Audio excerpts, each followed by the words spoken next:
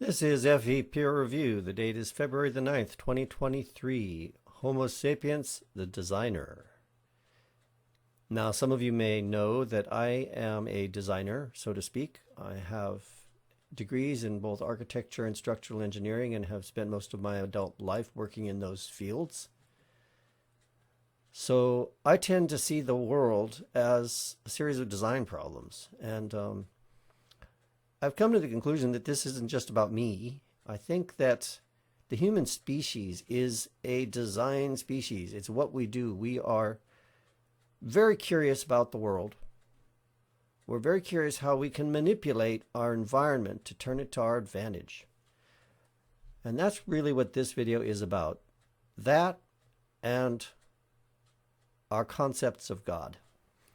The Rationality Rules channel, I think the fellow's name is Steve, but I'm not sure about that. He put out a video in which he's addressing some stuff from Ben Shapiro. Now, Ben Shapiro has strong views on religion as being the answer. I think that he basically opposes ideas such as evolution and the so-called Big Bang Theory.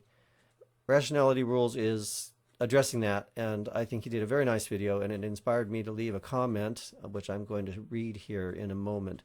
But the comment came about because he showed a clip from a wonderful little speech by Douglas Adams, author of Hitchhiker's Guide to the Galaxy. You may have heard of the puddle analogy. Douglas Adams told it so well in this speech, and we're going to hear some of it, but I'm not going to play the whole thing. But it did inspire me to leave a comment as well, and that's the basis for my video. But let's take a little bit of a look at that speech first. We always ask ourselves why, because we look for intention around us, because we always intend, we do something with intention. You know, we boil an egg in order to eat it. So we look at the rocks and we look at the trees and we wonder what intention is here, even though it doesn't have intention. So we think, so what did this person who made this world intend it for? And this is the point where you think, well, it fits me very well. You know, the caves and the forests and the stream and the mammoths. He must have made it for me. So here's my comment. This is so brilliant, and I say that because it's something I often say, although maybe not quite so eloquently. The human species evolved to be a tinkerer, a designer, insatiably curious about ways we can manipulate our physical environment to our advantage. So naturally, having created God in our image, we conceive of God as being the ultimate designer. But all of this comes not from God, but from the evolutionary circumstances that gave rise to our species. Now, I want to say first off that religion is not really a subject I cover on my channel. I'm not interested in trying to turn people's views towards mine one way or the other on religious subjects. But this really isn't about religion. And when I say, so naturally having created God in our image, what I'm actually talking about here is not religion, but human thought processes. Some human thought processes work. They help us understand physical reality better. And some human thought processes don't work so well. They can lead us astray. And we encounter that every day on these YouTube videos we all enjoy watching. And that's what this is about. We are designers. We are manipulators of our environment. So when we look around us and see things about our environment that we don't understand, it's very easy for us to fall into an idea that there is some sort of a superhuman who's an even better version of us, a bigger, better version of us, who's capable of manipulating the universe in ways that we can't. Because that's how we relate to the universe. But this is where we're going off track. We relate to the world in that way as a result of the circumstances in which we evolved as a species. That's all. I'm doing this unscripted and I don't want to ramble. I've probably already made my point, but I feel like I need to say a little more. You know, it's sort of like confirmation bias. It's not exactly confirmation bias, but it seems like it's a similar mental flaw, mental weakness. With confirmation bias, we get a notion in our heads about something, and then we go out and find evidence for it. But in the process, we ignore all the things that are counter evidence. And this is kind of like that. We have a notion of how to manipulate our environment.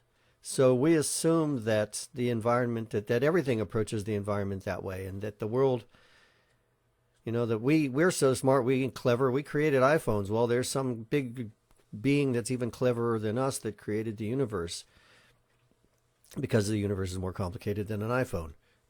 Well, that's not straight thinking. We're being highly subjective when we go down that route. We are seeing the universe from our little point of view here out on a little speck of a planet in the far edge of a minor galaxy. I have huge admiration for the cosmologists that can actually understand things like the Big Bang Theory, and I mean really understand them. I think most of us who read up about it, well, we make a valiant effort. We try, and we'd like to think we understand it. But to really conceptualize, the first 300,000 years of the universe, I don't think most of us have minds that are even capable of that, and that's okay.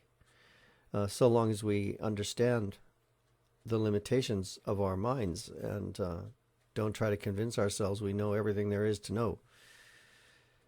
So I'm going to start rambling now, so I better stop. So I'm going to be going on a trip, leaving tomorrow morning. I'll be back beginning of March. So I won't be able to do much of anything between now and March. I've got a number of projects on the stove here. I've got several burners going at once. And I was hoping I'd be able to get them out before I left, but I just couldn't do it. I got started on a whole Mercator map thing that led me down a path to read on the life of Gerardus Mercator and all of the politics that was engulfing the science of that time. And then I was looking at how did, the 15th century European mariners navigate across oceans, and by the time I got all done with that, I was far from being able to put together a Mercator map projection video. And I will do that, and another one. So I thought, okay, I'll just pick something smaller and simpler to do instead. And so that meant Buckminster Fuller maps. I wanted to do the Buckminster Fuller map projections, and then that got kind of complicated too. And they're both going to be really fun videos when I can get them out. And those are going to be what I work on first when I get back. And then after that, there's the whole Leeds-Skalnin stuff that I got started on. So I promise you when I get back in the beginning of March, there'll be a lot more, but it's going to be very quiet for the next few weeks. So that's all. This is FE Peer Review. I hope you all enjoyed this today. I'd be interested to hear what you have to say about it all. You'll find links in the description, or a link to Rationality Rules video anyway. And I think I can put a link to this speech by Douglas Adams. It's a great speech if you haven't seen it. That's all. Okay, gonna go. See you all soon. Bye-bye.